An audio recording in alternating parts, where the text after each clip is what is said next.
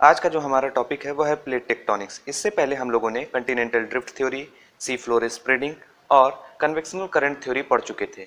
आज हम पढ़ने वाले हैं प्लेट टेक्टोनिक्स। प्लेट टेक्टोनिक्स जो है सभी चीज़ों का, ओरिजिन ऑफ कंटिनेंट और ओशियन का साइंटिफिक आंसर देता है कि कैसे ओशियन और कंटिनेंट बने, वोल्केनिक इरप्शन की घटना और हमारा अर्थक्वेक की घटना के साइंटिफिक उत्तर देता है। इस वजह से ये हमारे जानने के लिए इम्पोर्टेंट है। अब हम जानेंगे कि प्लेट क्या है। प्लेट जो है वो रिजिड स्लैब ऑफ रॉक है। कहने का मतलब ये डायग्राम से हम समझते हैं। ये हमारे पास डायग्राम है, इसको हम 4 भागों में बांट दे रहे हैं, 1 2 3 4। ये पहला वाला पार्ट है वो अपर क्रस्ट को क्रस्ट को शो कर रहा है, और जो उसके बाद वाला पार्ट है अपर मेंटल को शो कर रहा है, ठीक।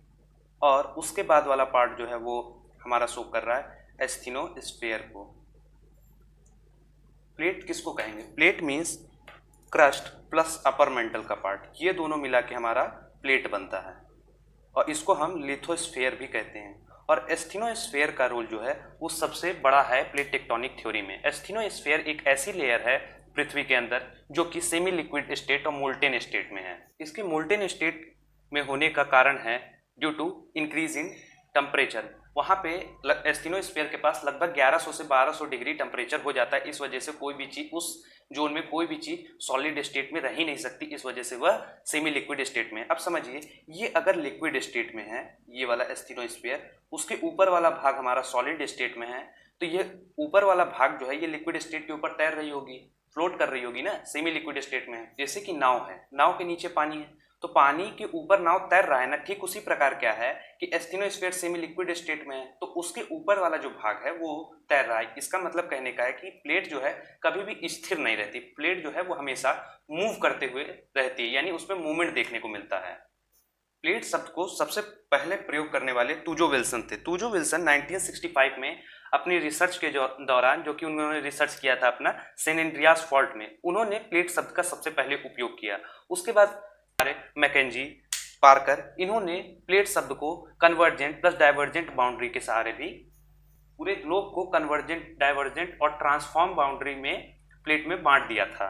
तो सबसे पहले प्रयोग करने वाले हमारे थे टूजो विल्सन 1965 में, जो कि सेन एंड्रियास फॉल्ट के बारे में रिसर्च कर रहे थे। अब टूजो विल्सन के बाद आते हैं हमारे प्लेट टेक्टोनिक थ्योरी को इंट्रोड्यूस करने वाले, वो हैं हमारे मैकेंजी, पार्कर और मॉर्गन। ये 3 लोग का नाम आता है। तो हम कह सकते हैं प्लेट इज इक्वल टू होता है हमारा क्रस्ट प्लस अपर मेंटल, ठीक। ये हमारा होता है प्लेट। अब हम समझते हैं ये एकदम एक्चुअल ऐसे नहीं रहेगा, क्योंकि हमारा जो ओशियन वाला पार्ट है वो क्या होता है, नीचे होता है, और कंटिनेंट वाला पार्ट ऊपर होता है। तो इसको, ये हमारा हो जाएगा कंटिनेंट वाला पार्ट, और ये हमारा हो जाएगा ओशियन वाला पार्ट जो कि नीचे है, ठीक है।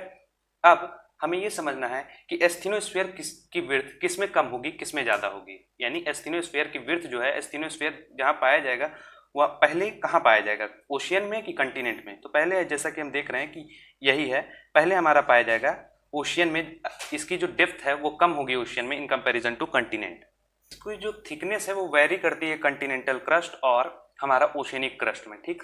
ये हमारा दूसरा पॉइंट हो गया। अब हमारा नेक्स्ट टर्म है कि टेक्टोनिक्स क्या होता है। अब हमने प्लेट समझ लिया, अब टेक्टोनिक्स को समझते हैं कि टेक्टोनिक्स क्या होता है। टेक्टोनिक्स वर्ड जो है वो ग्रीक भाषा से निकला हुआ है, जिस टेक्टोनिकोस से डिराइव हुआ है, टेक्टोनिकोस से डिराइव हुआ है, जिसका मतलब होता है pretend to build, pretend to build, pretend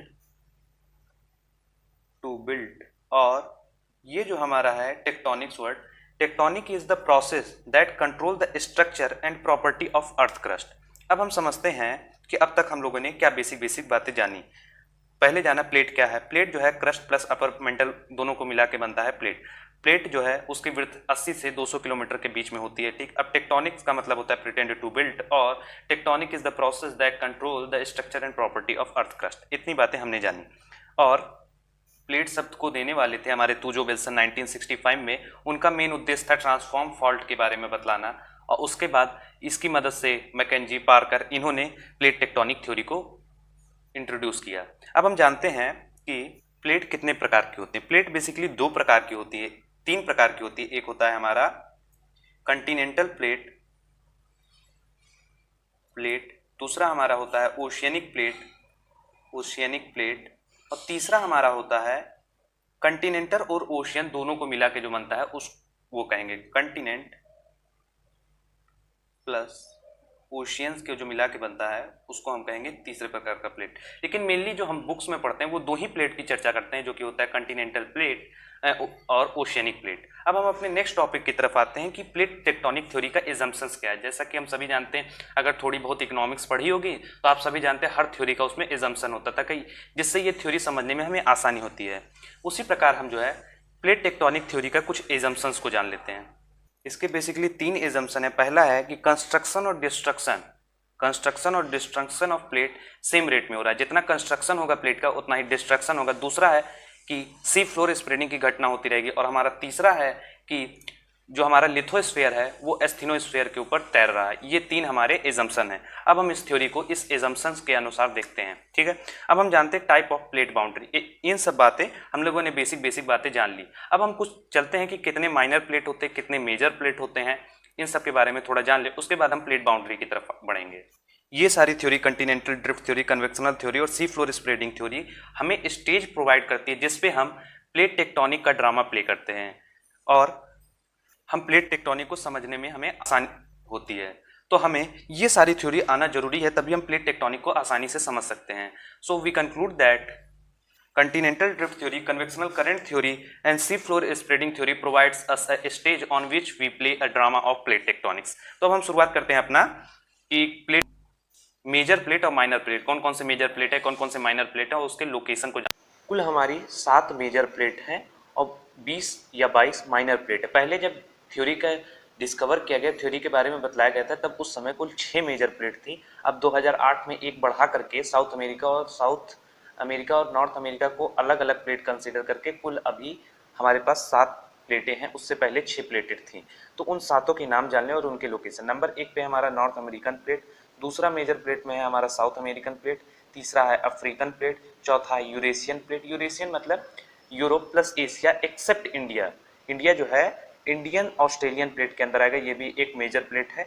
हमारा कितना हुआ, 5 हो गया। छठा है हमारा पैसिफिक प्लेट और 7वां हो जाएगा हमारा एंटार्क्टिका प्लेट। ये कुल 7 मेजर प्लेट हैं। और छोटी छोटी प्लेटों में देखें तो एक है नजका प्लेट, एक है कोकोस प्लेट, एक है जॉन डी फूका प्लेट, फिलीपींस प्लेट। ये छोटे छोटे प्लेटों के उदाहरण।